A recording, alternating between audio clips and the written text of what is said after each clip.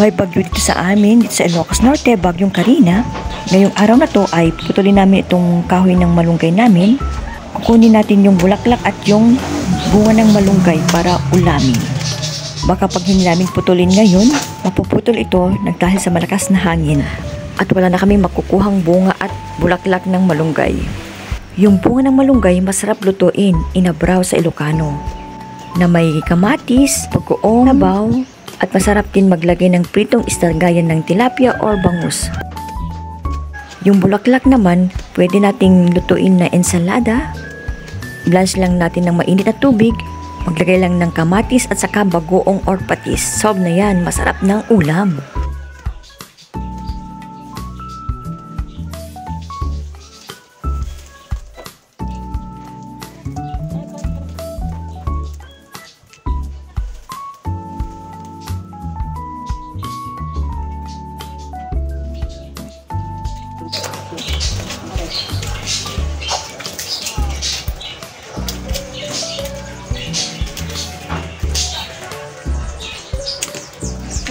Pinakababa na din yung tubig mana.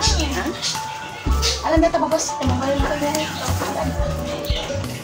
Ay, dati sabong na niya. Dapat sabong na. Dati yun. Di ba patin? Pati sabong alam tayo.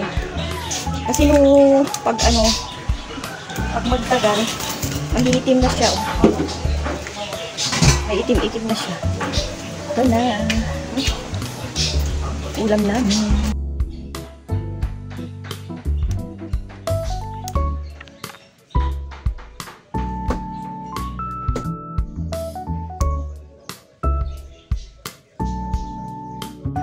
Simpleng ulam dito sa probinsya basta may tanim kang malunggay. Sa lahat po ng followers, friends, and relatives na nanonood ng mga videos ko, thank you for watching. God bless. See you in my next video.